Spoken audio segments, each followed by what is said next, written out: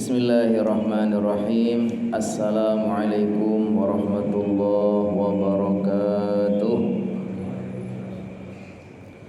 Alhamdulillahilladzi hadana lihada wa ma kunna linahtadiya laula an hadana Allah. Ashhadu an la ilaha illallah wahdahu la syarika lah wa ashhadu anna Muhammadan abduhu wa rasuluhu la nabiyya ba'dah.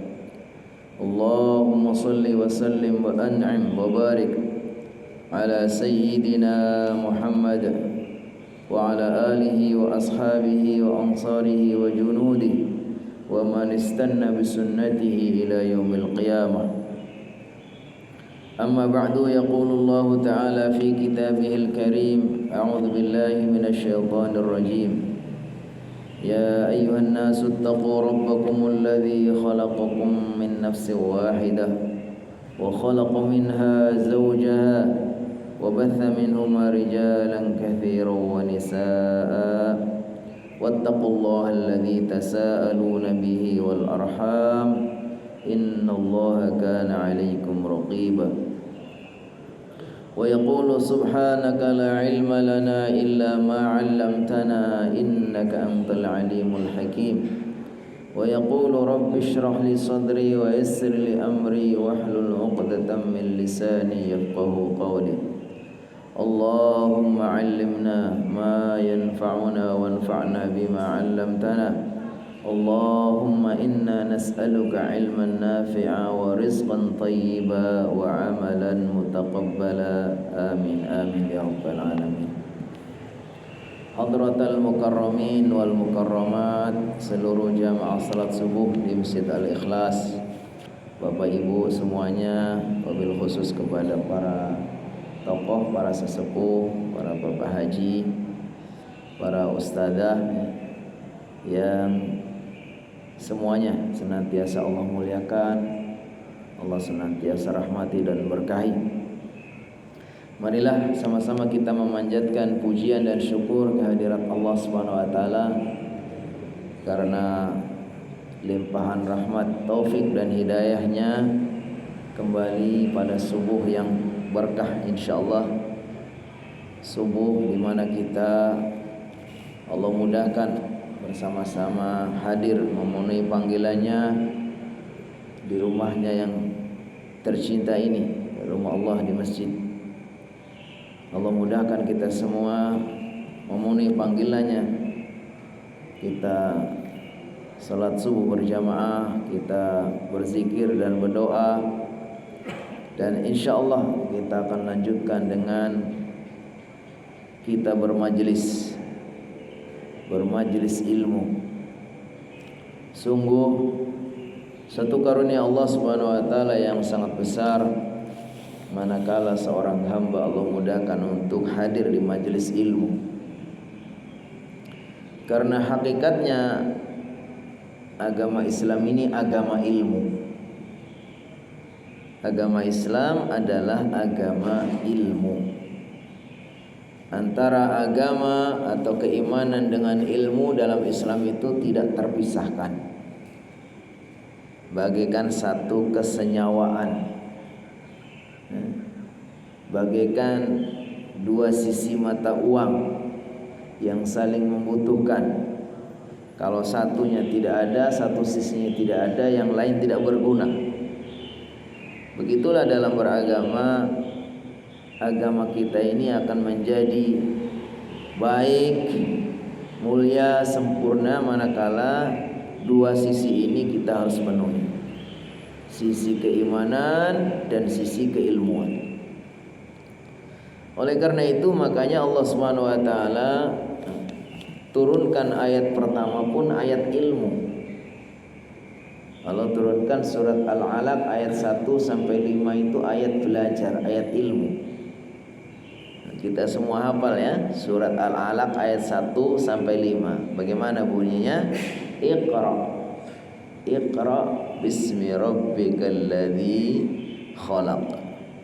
Sampai 5. Iqra wa rabbukal akram alladzi 'allama bil qalam 'allamal insana ma lam ya'lam. Ayat 1 sampai 5 ini merupakan wahyu pertama yang turun kepada Rasulullah SAW, adalah ayat tentang belajar, ayat tentang ilmu. Bahkan ketika seseorang ditakdirkan Allah kasih hidayah, dia memilih sebagai seorang muslim, dia ikrarkan kalimat tauhid, itu pun disyaratkan harus berdasarkan ilmu. Enggak boleh orang mengucapkan kalimat syahadat, memproklamirkan diri sebagai muslim, sebagai mukmin, tapi hanya ikut-ikutan, hanya katanya begini, katanya begitu, karena tujuan-tujuan yang tidak mendasar, ada keperluan ini dan seterusnya.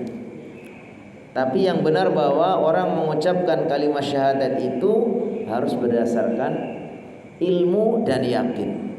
Makanya para ulama menyebutkan bahwa syarat mengucapkan kalimat tauhid itu ada 7. Pertama ilmu, harus tahu.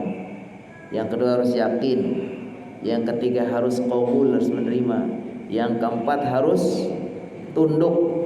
Yang kelima harus membenarkan. Yang keenam harus ikhlas. Yang ketujuh harus cinta. Yang sering kita baca dalam syair itu, al-ilmu wal yaqinu wal qabulu wal inqiyadu fadri ma aqulu wat tasdiqu wal ikhlasu wal mahabbah wafaqaqallahu lima ahabbah. Jadi ini syarat orang mau mengucapkan kalimat syahadat, pengen jadi muslim itu memang betul. Bahkan syarat pertama itu apa? Al-ilmu. Makanya kata Allah Subhanahu wa taala dalam Al-Qur'an itu berfirman, fa'lam annahu la ilaha illallah.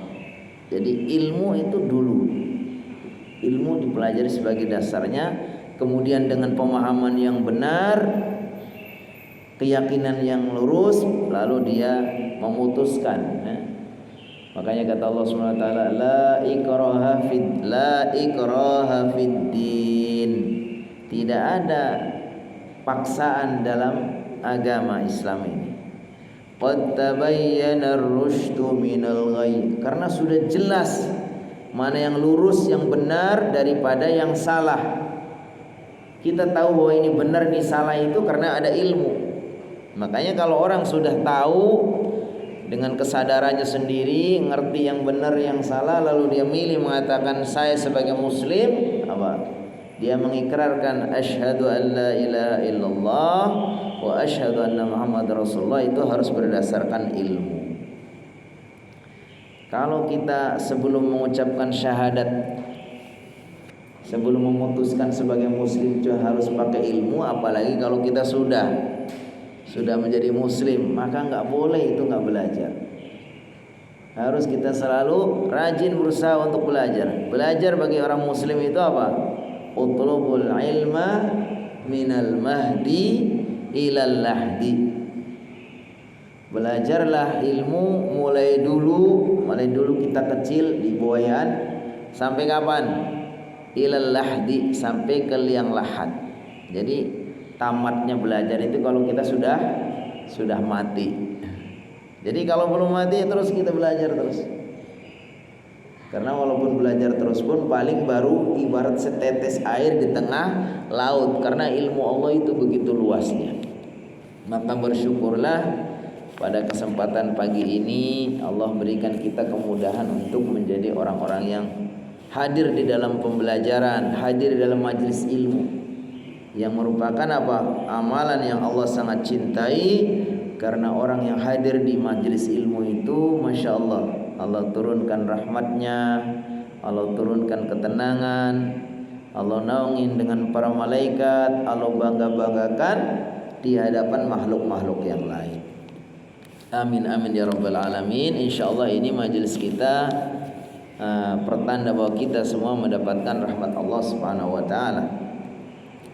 Kita akan lanjutkan Kalau sebelumnya kita sudah membahas tentang hal-hal terkait dengan merawat hati, jangan sampai terjangkit oleh beberapa penyakit hati. Di antaranya adalah al-qaswah, hati yang keras. Kemudian al-ghaflah, hati yang lalai. Sekarang kita juga akan membahas tentang terkait dengan hal yang sangat berbahaya juga dalam kehidupan kita. Di sini disebutkan anna min adarril asya' 'alal insani ulul amal. Di antara hal yang berbahaya bagi kita seorang muslim, seorang mukmin, bahkan setiap manusia, apa yang berbahaya? Ulul amali. Ulu al amali, dari dua kata. Ulu artinya panjang, amal artinya angan-angan. Panjang angan-angan. Apa yang dimaksud panjang angan-angan?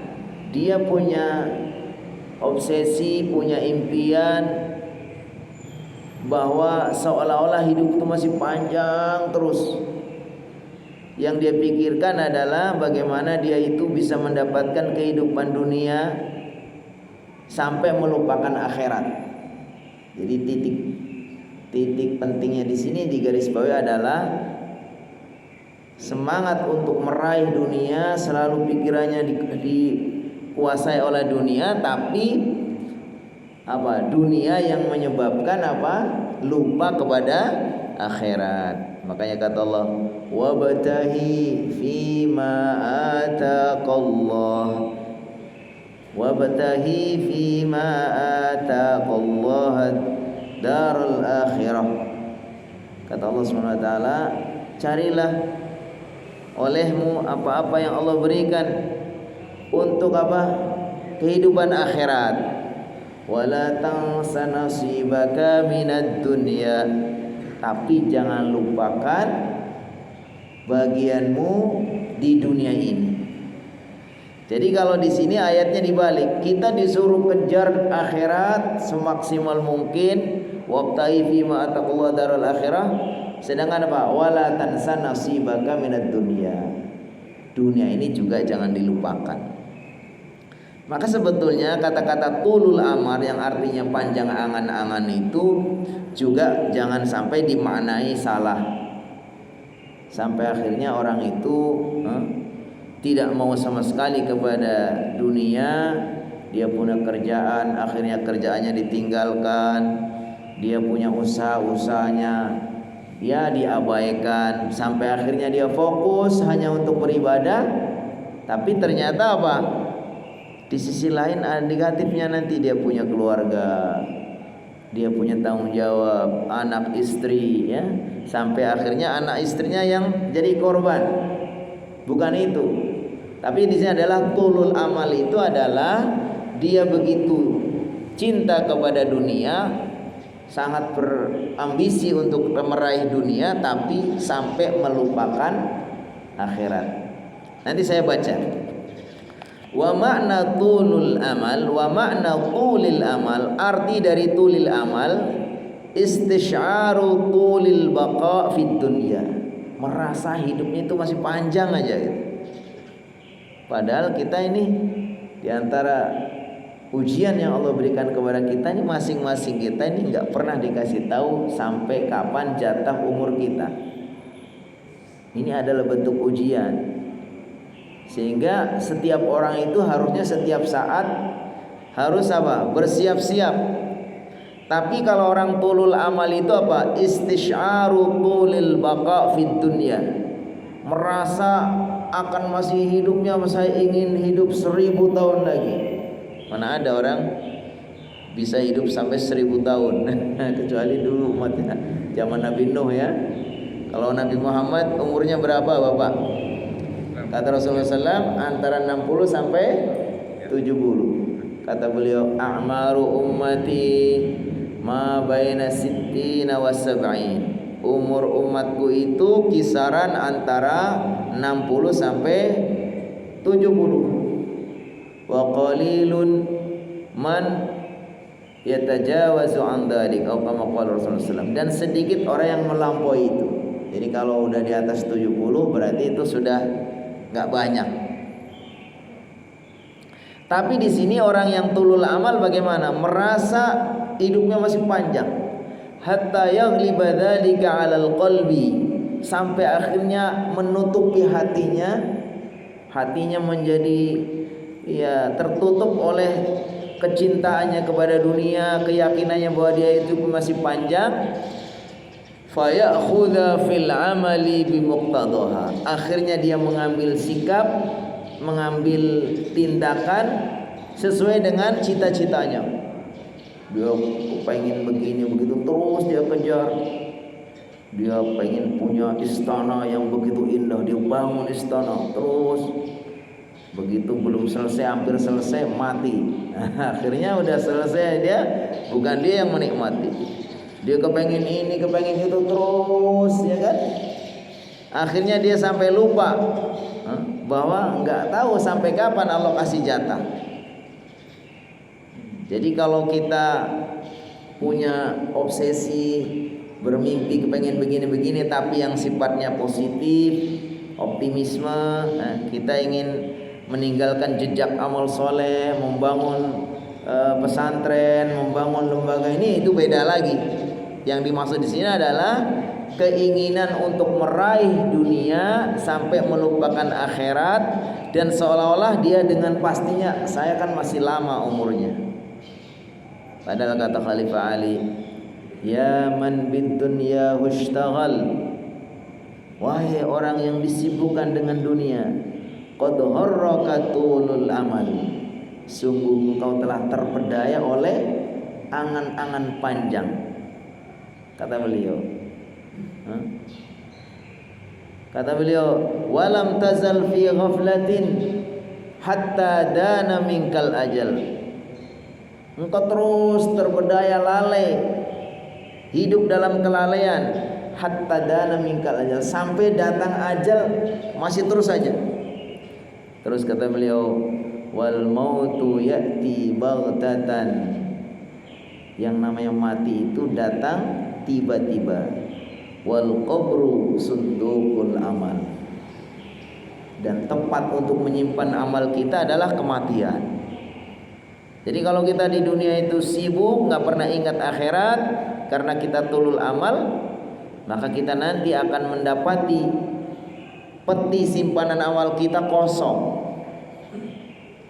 Makanya di sini disebutkan yang tercela itu adalah apabila orang itu punya obsesi, ambisi yang jauh sekali tentang dunia ini sampai melupakan akhirat. Yang benar dibalik tadi, harusnya kita kejar akhirat, tidak boleh melupakan dunia. Wabtahi fima ataqallahu darul akhirah, fima ataqallahu darul akhirah, wala tansa nasibaka minad dunya. Jangan lupakan juga, karena kita bagaimanapun nih kaki kita menginjak bumi ini.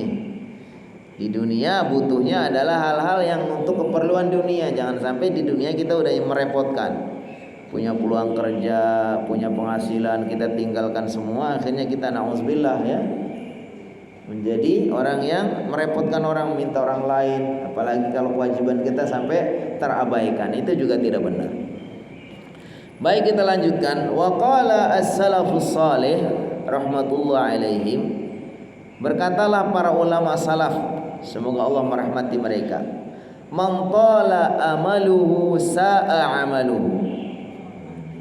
Ini kaidah yang mereka simpulkan dari kenyataan apa yang mereka rasakan, yang mereka lihat.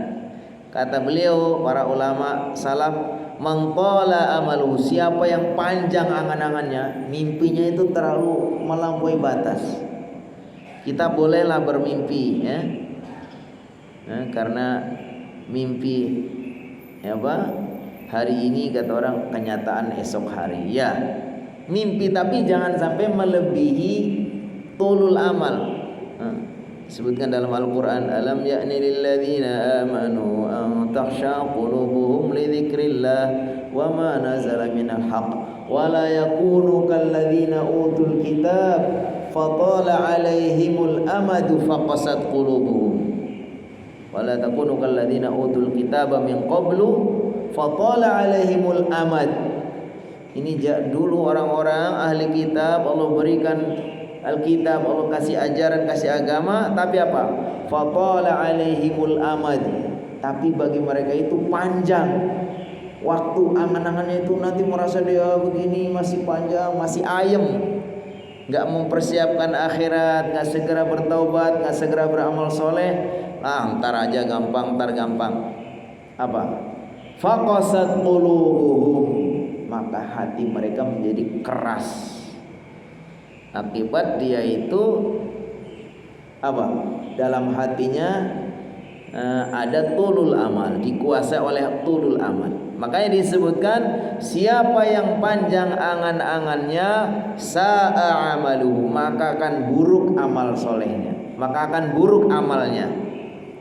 Ya, akibat dia punya obsesi terlalu jauh, punya angan-angan panjang tentang hidup ini, akhirnya berakibat kepada amalnya. Ya ntar aja dah, kan masih ada kesempatan, ntar kalau udah tua ya. Ntar bertobat, ntar beramal, ntar begini ya.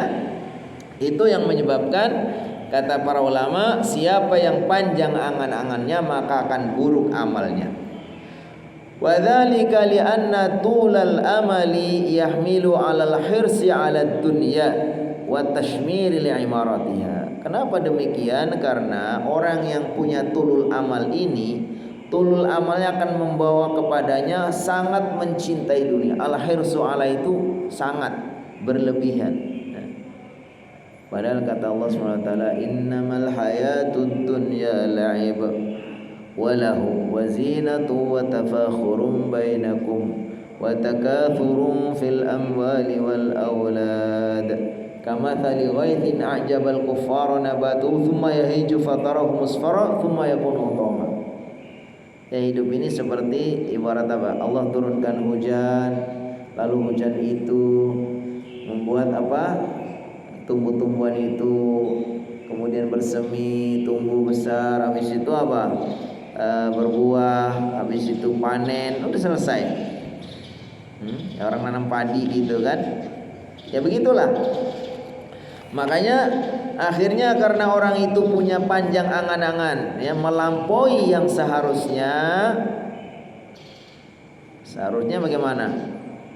Ya, kata sahabat Ibnu Mas'ud, Ibnu Abbas, kun fid dunya ka'annaka gharibun aw 'abiru sabilin.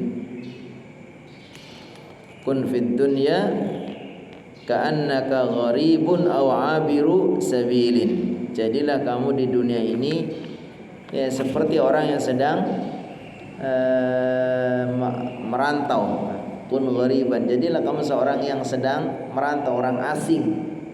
Aw 'abiru sabilin, atau seperti orang yang sedang numpang lewat saja. Jadi kalau kita bagaimana menyikapi hidup ini, ya kita hanya sedang merantau. Namanya orang merantau punya kampung, ada saatnya kita harus pulang membawa keberhasilan, ya kan? Beda kalau kita nggak merasa sedang merantau, ya udah sedapatnya aja. Makanya orang merantau itu punya tekad bagaimana saya harus berhasil, karena kalau nggak berhasil nanti saya nggak berani pulang kan gitu. Makanya kata Rasulullah SAW ketika menasihati sahabatnya, jadilah kamu di dunia ini seperti orang yang sedang merantau, awabiru sabilin, atau seperti orang yang sedang lewat saja. Jadi sebentar, namanya orang merantau pasti ada saatnya pulang. Orang lewat hanya sekedarnya saja, nanti setelah itu kita tinggalkan ya, karena sedang lewat. Di sini sebutkan karena ada tulul amal dalam hatinya, panjang angan menjadikan orang itu menjadi begitu cinta kepada dunia, wa tashmiri li amaratiha, dan terus berambisi untuk meraihnya, hatta yaqta'al insan lailahu wa naharahu bitafakkuri fi islahiha, sampai akhirnya si manusia yang sudah dikuasai oleh tulul amal ini malamnya dan siangnya itu habis untuk memikirkan dunia saja, nggak pernah memikirkan akhirat. Padahal walal akhiratu khairul laka minal ula, sungguh bagimu akhirat itu lebih bagus. Dan orang kalau berangan-angan fokusnya kepada akhirat, bukan berarti dia dunianya akan terabaikan. Insya Allah enggak. Allah sering menjanjikan dalam ayat-ayatnya, dalam hadisnya, justru ketika orang itu fokus kepada kehidupan akhirat, insya Allah justru dunianya juga akan Allah mudahkan. Makanya kata Allah, wa may yattaqillaha yaj'al lahu makhraja wa yarzuqhu min haitsu la yahtasib wa may yatawakkal 'ala Allahi fa huwa hasbuh. Siapa yang bertakwa kepada Allah, yaj'al lahu makhraja, maka Allah akan berikan kepadanya dalam kehidupan ini makhraj. Makhraj itu satu solusi, kemudahan, jalan keluar ya. Ketika ada kesulitan, Allah kasih kemudahan bisa. Ketika punya ingin sesuatu kebaikan, Allah mudahkan. Itu makhraj. Dari kata-kata kharaja yakhruju artinya keluar. Makhraj ada tempat keluar, solusi. Allah berikan solusi jalan keluar. Wa yarzuqhu min haitsu la yahtasib, dan Allah akan berikan rizki kepadanya dari sisi yang tidak disangka-sangka. Ini justru yang kadang lebih besar dan lebih istimewa. Kalau rizki yang sudah disangka-sangka, yang sudah terhitung sama kita kan udah jelas tuh. Kita ini sebagai apa, kalau di kantor sebagai ini, gaji gini segini ya kan. Istilahnya kita bisa mengukur. Yang sifatnya materi fisik, kita bisa hitung. Tapi Allah akan memberikan kepada orang-orang yang bertakwa apa? Rizki yang di luar hitungannya. Wa yarzuqhu min haitsu la yahtasib. Kadang-kadang justru lebih besar. Ya terserah Allah. Allah akan memberikan rizki kepada siapa yang Allah kehendaki. Faddalallahu ba'dahum ala ba'din fir rizqi. Allah mengutamakan, mengunggulkan sebagian makhluknya, sebagian umatnya atas yang lain dalam masalah rizki. Terserah. Karena rizki itu datangnya dari Allah Subhanahu wa taala. Tapi kata Allah, orang-orang yang bertakwa itu justru Allah akan berikan rizki di samping yang sudah jelas, yang bisa kita prediksi, tapi ada akan Allah berikan rizki yang min haitsu la yahtasib. Wa may yatawakkal 'ala Allah fa huwa hasbuh. Siapa yang betul-betul bertawakal, berserah diri, menggantungkan kehidupannya kepada Allah, tentu tawakal yang benar, sertai dengan usaha, dengan doa, dengan pasrah kepada Allah yang sepenuhnya, apa fa huwa hasbuh, maka Allah lah yang akan mencukupi. Bahkan dalam hadis kata Rasulullah SAW, man tawakkala 'ala Allahi tawakkulihi razaqahu Allahu kama yarzuqut tayra yahdu himasan wa taruhu bitanan. Kata Allah SWT, siapa yang benar-benar bertawakal kepada Allah, maka Allah akan berikan kepadanya rizki sebagaimana Allah akan memberikan rizki sebagaimana Allah memberikan rizki kepada burung, di mana burung itu pagi hari keluar dari sarangnya dalam keadaan lapar, perutnya kosong, nanti sore hari sudah kenyang, nggak pernah punya simpanan. Nggak kayak kita, kalau kita kan aman ya, setiap saat insya Allah ya ada ya. Padahal kalau orang muslim harusnya itu untuk bisa hidup tenang terkait dengan rizki itu awal mudah sekali. Kata Rasulullah SAW, man asbaha aminan fi sirbihi, siapa yang di pagi hari dalam keadaan aman, hatinya tenang karena nggak punya banyak masalah, sama keluarganya baik-baik semua ya, tetangganya baik-baik semua, selama ini nggak pernah bikin masalah, suka justru malah baik sama tetangga, nggak punya sangkut paut, nggak punya utang, nggak banyak apa gitu ya. Jadi pagi hari bangun dalam keadaan tenang, mu'afan fi jasadihi, badannya sehat, Alhamdulillah Allah jaga kesehatannya ya. Wa indahu qutu yaumihi, dan pada hari itu sudah punya untuk keperluan hari itu saja, bukan untuk berbulan-bulan ke depan.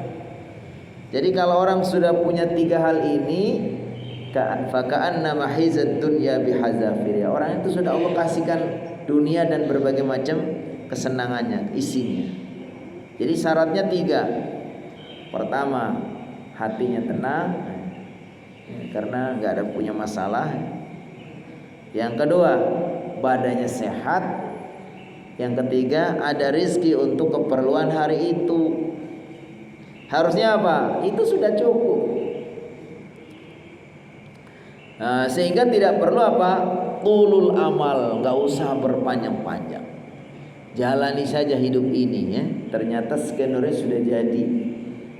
Skenario kehidupan kita itu sudah jadi.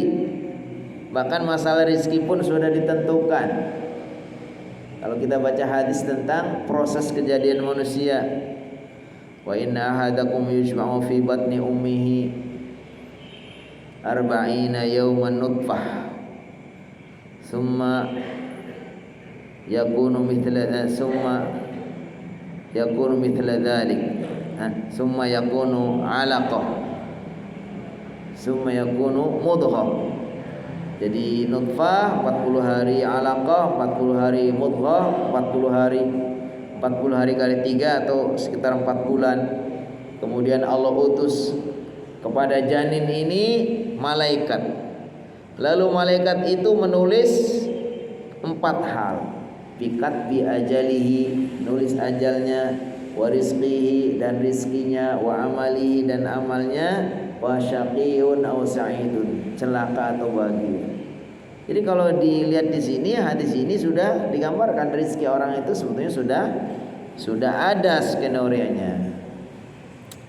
Baik, kita lanjutkan. Makanya kita tidak punya alasan kuat kenapa kita harus tulul amal. Yang benar itu harus tulul akhirah. Boleh kita sepanjangnya mengingat-ingat bagaimana mempersiapkan amal akhirat ya, bukan amal. Ada amal pakai ain, ada amal. Kalau amal pakai hamzah itu tadi angan-angan, cita-cita, mimpi, obsesi. Tapi kalau amal artinya perbuatan. Kita harusnya apa? Tulul amal. Sepanjang hari, sepanjang waktu kita selalu memperbanyak amal soleh, bukan tulul amal, panjang angan-angan. Baik. Disebutkan wataratan. Baik, kita lanjutkan. Fayasiru qalbuhu wa jismuhu mustahriqaini fi dzalik. Karena dia sudah dikuasai oleh panjang angan-angan, maka hatinya dan badannya mustahriqaini, tenggelam. Maksudnya dia terus tenggelam fi dzalik, dalam tulul amal itu. Jadi kita paksakan pikiran kita, badan kita untuk setiap hari bekerja keras, angan-angannya terus fokus, punya obsesi, ambisi yang begitu jauh. Akhirnya apa? Akhirnya hati kita dan badan kita terus tenggelam di dalam tulul amal itu. Wahina idzin yansa al-akhirah. Saat itu dia sudah lupa kepada akhirat. Padahal akhirat itu jauh lebih panjang, lebih berhak untuk kita perhatikan. Bukan berarti melupakan dunia sama sekali ya. Boleh kita meraih dunia, mencari dunia, tapi dunia kita hanya sebagai wasilah, sebagai perantara untuk mendapatkan kehidupan akhirat. Jadikanlah dunia ini adanya di hati, adanya di tangan, bukan di hati. Di sini disebutkan yansal akhirah wa yashtahilu anha, dan disibukkan sampai akhirnya lupa akhirat. Wa yusawwifu fil amali laha, dan akhirnya menunda-nunda beramal untuk akhirat karena sudah dihantui atau dikuasai oleh tulul amal, lupa akhirat, menyibukkan dunia sampai lupa akhirat, wa yusawwifu fil amalilah, dan menunda-nunda amal untuk akhirat. Fayakunu fi amri dunyahu mubadaron wa musyammiron. Tapi kalau urusan dunianya itu masya Allah begitu bersungguh-sungguh ya, sampai lupa waktu, siang malam pun dia kejar dunia, tapi sayang sekali lupa kepada akhirat. Baik, sekarang kita lihat fakroh yang berikutnya atau paragraf berikutnya. Ini yang seharusnya. Kalau tadi adalah itulah gambaran orang yang tulul amal. Wa kana alladhi yanbaghi lahu an ya'kisal amra. Nah, ini yang seharusnya. Yang seharusnya, yang seyogianya bagi orang mukmin ini, para hamba Allah ini harusnya membalik yang tadi. Kalau tadi tulul amal itu berobsesi, ambisi untuk meraih dunia sebanyak-banyaknya, sepanjang-panjangnya ya, umurnya seolah-olah masih ingin berapa ribu tahun gitu. Maka sekarang yang seharusnya apa? Harus dibalik. Yang menjadi obsesi, ambisi kita adalah kehidupan akhirat. Di sini sebutkan wa kana alladhi yanbaghi lahu an yaqisal amra. Sesungguhnya yang lebih tepat bagi mereka seyogianya adalah membalik tadi. Yang seharusnya ambisi kepada dunia kemudian dibalik menjadi keinginan untuk meraih kesuksesan akhirat. Fayushammiru lil akhirah allati hiya darul baqa wa mautinil iqamah. Harusnya dia itu bergegas, bersungguh-sungguh untuk meraih akhirat, darul akhirah, li'annaha darul baqa, karena itulah negeri yang abadi. Kalau negeri di dunia ini negeri sementara, ada saatnya nanti semua akan selesai ya. Bagaimana dunia ini akan hancur ya. Idza syama'u fatarat, terus itu nanti akan hancur. Apalagi kita, kalau kita ini adalah salah satu ya makhluk yang ada di dunia ini ya, yang mungkin dikasih batas waktu tertentu hanya, nggak tahu mau Allah kasih berapa tahun ya. Dan kita sudah dicatat berapa jatahnya. Nah, disebutkan harusnya itu dibalik. Orang-orang itu harusnya bersungguh-sungguh punya keinginan yang kuat sekali untuk meraih kehidupan akhirat yang merupakan negeri keabadian. Wa mautinil iqamah, dan tempat kita bermukim yang hakiki. Wa qad akhbarahu Allah Ta'ala wa rasuluhu annahu la yanaluha biduni as-sa'yi wat talabi wal jiddi fi dzalika. Dan Allah Subhanahu wa taala sudah mengabarkan kepada kita, begitu juga Rasulullah, bahwa seseorang itu tidak akan bisa meraih kebahagiaan akhirat, kebahagiaan di kehidupan yang abadi itu illa bis-sa'yi wat talabi wal jiddi, kecuali harus sungguh-sungguh kita upayakan. Mulai dari apa yang pertama, untuk meraih kebahagiaan akhirat pastikan kita punya iman, pondasi. Ibarat kalau kita membangun sebuah kehidupan, maka pastilah kita membangun kehidupan ini dengan pondasi iman. Kita katakan sebagai seorang mukmin ya, bagi kita orang mukmin ya orang yang beriman kepada Allah, kepada Rasulnya ya. Seperti yang ada dalam rukun Islam, rukun iman gitu kan. Kalau dia sampai tidak seperti itu ya kita katakan orang kafir. Ya. Bagi kita kan udah jelas. Orang yang beriman ya orang yang beriman kepada Allah, kepada Rasulullah, percaya kepada Islam, itu saja sesuai dengan tuntutan dan tuntunan Islam. Kalau enggak kayak gitu ya kita katakan kafir. Masalah kalau dalam dialektika kita pakai bahasa yang lebih halus apa? Non muslim atau apa ya itu terserah ya. Tapi intinya kita yakini bahwa selain orang muslim adalah orang kafir. Udah. Nah, itu menjadi pondasi kehidupan kita. Habis itu apa? Beribadah dan beramal soleh. Jadi pondasinya adalah keimanan, kemudian kita perkuat, kita topang dengan beramal soleh, mulai dari yang wajib dulu, sholat 5 waktu, kemudian menunaikan kewajiban-kewajiban kita ya kepada Allah Subhanahu wa taala, ya kan? Sudah beramal soleh, kita terus apa? Perbaiki, kita rapikan, kita rawat dengan berilmu. Karena amal tanpa ilmu itu nanti jadi tidak benar. Wa kullu man bi ghairi ilmin ya'malu a'maluhu mardudatun la tuqbalu. Orang yang beramal tanpa ilmu, ilmunya ditolak, amalnya ditolak.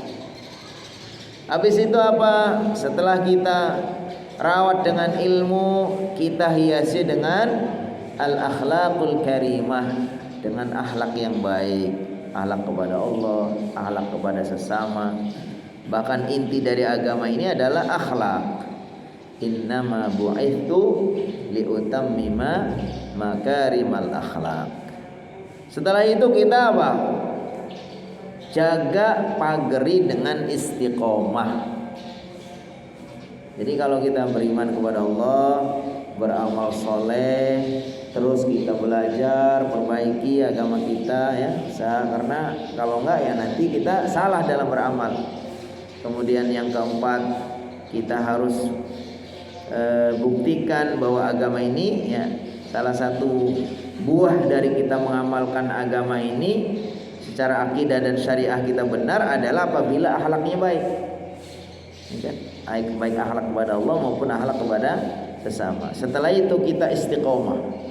Wala tamutunna illa wa antum muslimun. Insyaallah ini sebagai bekal kita untuk meraih kebahagiaan di akhirat. Di sini disebutkan karena apa? Karena akhirat itu adalah darul baqa, negeri kekekalan, negeri untuk meraih ya kebahagiaan yang kekal di sana abadi. Dan orang itu tidak akan bisa meraih kebahagiaan akhirat kecuali di sini dengan bersungguh-sungguh dan mencari. Ammad dunya fahiya daru zawalin wa intiqalin. Adapun dunia ini negeri yang fana. Walaupun kita bangun sehebat apapun toh nanti semuanya akan kita tinggal. Ya, tadi saya ingat jadi pesan pikir orang kalau sudah pernah merasakan dia itu bagaimana dari muda sudah berhasil, sekarang sudah pernah dia menjabat ini, menjabat itu, semua sudah dia kesampaian terakhir, apa yang dia menyesalkannya apa? Kenapa dia dulu tidak bersungguh-sungguh belajar agama Allah, ya kan? Sampai menjelang ajalnya itu Habibie itu juga masih mengatakan itu. B.J. Habibie kan secara karir kehidupannya kan apa sudah kesampaian lah itu, udah jadi orang yang hebat, udah sampai jabatannya tertinggi. Tapi yang paling ujung kata beliau, kenapa? Saya dulu tidak bersungguh-sungguh belajar agama. Ya karena nanti semuanya akan ditinggalkan. Prestasi-prestasi dunia itu semua akan dia tinggalkan. Yang kita bawa adalah ya agama ini, amal. Makanya beliau ketika mengucapkan kegundahannya itu yang viral juga itu begitu. Penyesalan seperti itu. Jadi di sini bahwa dunia itu daru zawalin wa intiqalin, ya, negeri yang sebentar lagi akan punah, sebentar lagi akan kita tinggalkan. Wa an qaribin yartahilu minha ilal akhirah, dan dalam waktu dekat orang itu akan segera pergi menuju negeri akhirat. Wa yakhlufuha wara'a dhahrihi, dan diganti oleh orang berikutnya. Kita bayangkan 50 tahun lagi, enggak usah 50 tahun lagi ya. Mungkin ya berapa tahun ke depan rumah yang kita tempati bukan kita lagi. Semua sudah. Karena semuanya akan kita tinggalkan. Itulah negeri dunia, negeri sementara. Makanya jangan sampai kita itu terperdaya oleh hal yang sementara sampai melupakan yang abadi. Ini yang dimaksud dengan tulul amal. Baik, sepertinya sudah hampir ya, sudah waktunya syuruk. Kita cukupkan dulu sampai di sini. Apabila nanti ada yang mau ditambahkan dan disampaikan, saya kembalikan ke Pak Haji, Pak MC, fadhal. Alhamdulillah. Tata jemaah kajian Sabtu subuh. Baiklah, kita masuk ke tanya jawab pada jemaah yang mau bertanya. Silakan. Mau bertanya atau mau menyatakan?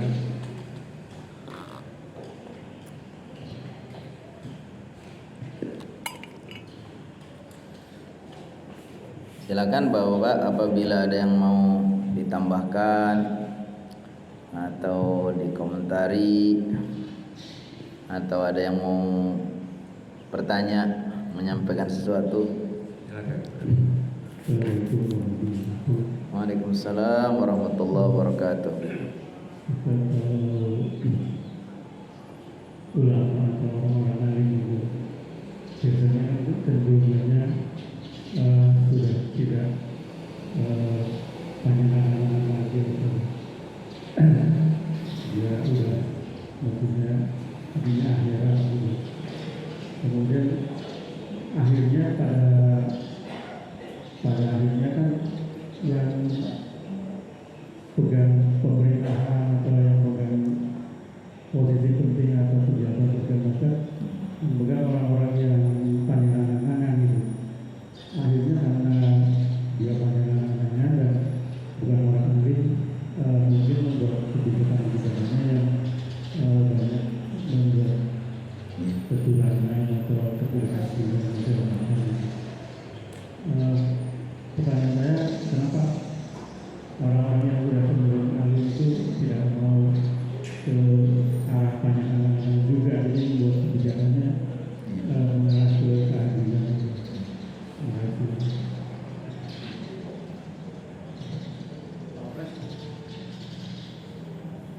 Cukup? Baik. Kenapa orang alim banyak yang kemudian tidak ambil peran dalam posisi penting terkait dengan kebijakan global ya, kebijakan makro khususnya untuk umat. Ya, sebetulnya kalau kita lihat yang lebih tepat adalah berbagi tugas. Yang penting kita punya pemahaman bahwa agama ini agama yang sempurna, agama dunia akhirat, agama yang menjadi solusi untuk segala urusan hidup sampai mati. Jadi Allah turunkan agama ini bukan untuk mengurusi kematian saja, tapi mengurusi kehidupan untuk bekal kematian. Yang namanya kehidupan ini sangat banyak. Urusan ibadahnya bagaimana ya, urusan muamalahnya dengan orang lain, urusan pendidikannya, urusan keluarganya, urusan bisnisnya, ini kaitannya dengan untuk keperluan kehidupan kan, urusan siasah perpolitikannya, urusan ya berbagai macam kehidupan ini sebetulnya sangat, dan Islam sebetulnya itu datang untuk memberikan petunjuk tentang itu semua. Makanya bagusnya ini kita orang Islam itu harus ambil kapling sesuai dengan bidangnya masing-masing. Ada para ulama yang memang harus fokus bagaimana untuk memperdalam agama, mencerdaskan umat, memperingatkan. Makanya kata Allah Subhanahu wa taala, "Walau lana farum min kulli firqatin ta'ifatum minhum liyatafaqahu fid din wa liyunziru qaumahum idza la'allahum yahdharun. Kata Allah SWT, jangan semua kemudian sibuk dengan urusan dunia, dengan urusan perang. Harusnya ada di antara mereka sekelompok orang yang tafaqquh fiddin, belajar agama yang dalam sampai menjadi seorang ulama. Untuk apa? Untuk menjaga umat ini. Kalau nanti ada yang salah, diingatkan, ada yang kurang tepat, hukumnya dilanggar dan seterusnya. Harusnya ada ulama-ulama yang seperti itu. Tapi saya setuju sekali juga ada orang-orang yang aktif juga mengambil porsi penting. Kayak sekarang namanya di pemerintahan. Kalau semua kiai kemudian semua di majelis, semuanya hanya koar-koar di majelis, di mimbar, ini nggak efektif. Harusnya ulama-ulama ini juga ada yang menggerakkan masyarakat, menyadarkan masyarakat. Ayo, ini yang pintar di dalam bidang politik, kamu belajar tentang perpolitikan. Kita ambil politik yang bagus, siasat syar'iyah, lalu kita warnai perpolitikan yang masih belum tepat ini. Harusnya begitu. Harusnya memang begitu. Tapi sayang karena kita memang ya umat Islam di Indonesia itu kan memang sengaja ya. Mulai dulu udah dihembuskan ini. Kalau udah bicara politik, nah itu udah pasti dituduh macam-macam ya kan. Apalagi kalau perpolitikannya membawa-bawa agama, dituduh politik identitas. Padahal harusnya begitu. Makanya kata Allah SWT, "Faman ahsanu qawlan mimman da'a ila Allah wa saladan wa qala innani minal muslimin." Kita harus tegas, kita seharusnya jangan ragu-ragu, kita harusnya. Cuman karena kita ini dominasi sama orang-orang yang tidak setuju, kaum mereka itu menuduh kita begini-begini, akhirnya kita pun surut juga. Harusnya emang jangan surut. Karena mereka juga seperti itu, mereka juga melakukan yang sama. Mereka juga, kalau selama ini kita dibilang nggak boleh itu memilih pemimpin berdasarkan agama, itu namanya politik identitas. Tapi sebetulnya mereka sendiri juga sama, sama mereka. Dan kata Allah udah kasih tahu sama kita, sama Allah dalam Al-Quran. Kata Allah SWT, "Qad badatil baghdau min afwahihim wa ma tukhfi suduruhum akbar." Sungguh sudah nampak ketidaksukaan mereka, kebencian mereka kepada kita yang bersungguh-sungguh beragama Islam ini dengan baik. Tapi sebetulnya kalau yang ada dipendam dalam hati itu justru lebih besar. Mereka ketika di belakang sebetulnya sama, tapi karena dengan alasan ya nasionalisme, demokrasi dan seterusnya, ujung-ujungnya apa? Mereka katakan kalau politik bawa agama, akhirnya dituduh politik identitas. Padahal ya, apa salahnya? Kita terserah kita. Namanya negara demokrasi. Demokrasi itu artinya apa? Yang menang yang paling banyak suaranya. Cuman sayang kita mulai dulu umat Islam paling banyak, tapi dalam hal urusan apapun kita selalu nggak menang. Ya tadi karena sudah dibangun persepsi yang tidak tepat, termasuk umat Islam sendiri ya, pemahamannya terhadap agama ini tidak kafah. Dikiranya kalau urusan agama ini kalau lagi di majelis, lagi di tempat sholat ibadah kayak di masjid ya kan, atau di tempat-tempat ritual yang lain ya. Padahal yang namanya agama itu mencakup segala hal. Jadi jangan sampai kita punya persepsi yang salah. Taulah umpamanya kita ini orang yang setiap hari sholat 5 waktu, begitu khusyuknya kita datang ke masjid, bawanya tasbih wirid, tapi giliran terkait dengan bagaimana kebijakan berpolitik, kebijakan itu ternyata jauh dari apa yang kita inginkan ya. Ini kan banyak orang yang seperti itu. Dalam ibadahnya begitu khusyuk, begitu bagus sholatnya, tapi giliran umpamanya nyoblos pemimpin ya siapapun. Itu karena dia nggak paham, karena cara beragama tidak kafah. Jadi saya inginkan bukan semua orang memang harus mengambil peran posisi penting, tetapi kita harus ada dari orang-orang Islam ini yang mewakili lini-lini tadi, lini akidah, ibadah biarlah para ulama. Tapi nanti juga ada seorang muslim yang mengambil bagian dalam bidang perekonomian, harusnya ada pakar-pakar yang memang bidang itu. Hubungan terkait dengan apa?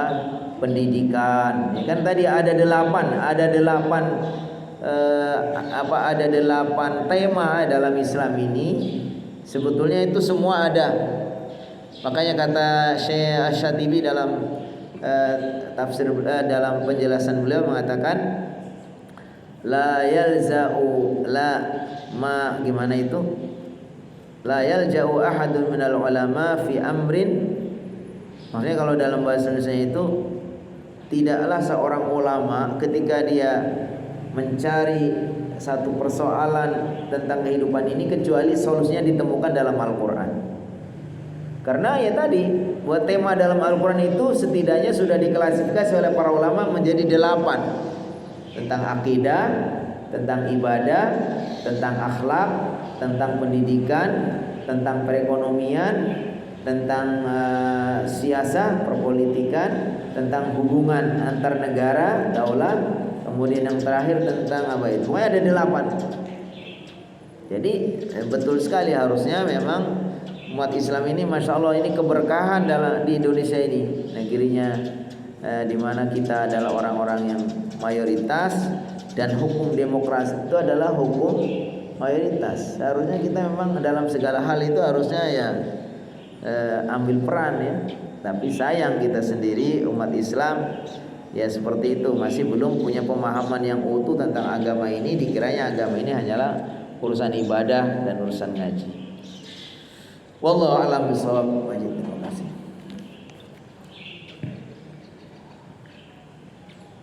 Baik, ada lagi? Apakah masih ada lagi? Cukup? Cukup, ada.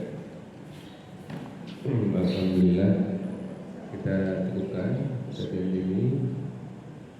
Nanti kita lanjutkan lagi pekan depan, dan untuk kajian nanti pada bulan berikutnya. Tahun depan. Tahun. Udah tahun depan ya? Oh belum. Masih ada Sabtu lagi, Sabtu ya? Iya. Iya. Kajian itu bulan depan. Iya. Baiklah, kita tutup dengan bacaan satu majlis. Subhanakallahumma bihamdika asyhadu an la ilaha illa anta astaghfiruka wa atubu ilaik. Assalamualaikum warahmatullahi wabarakatuh. Waalaikumsalam warahmatullahi wabarakatuh. Setelah ini ada santapan jasmani ya, ada sarapan di sana jaga ibu. Jadi selesai surat kita NCP. Terima kasih. Assalamualaikum warahmatullahi wabarakatuh. Waalaikumsalam warahmatullahi wabarakatuh.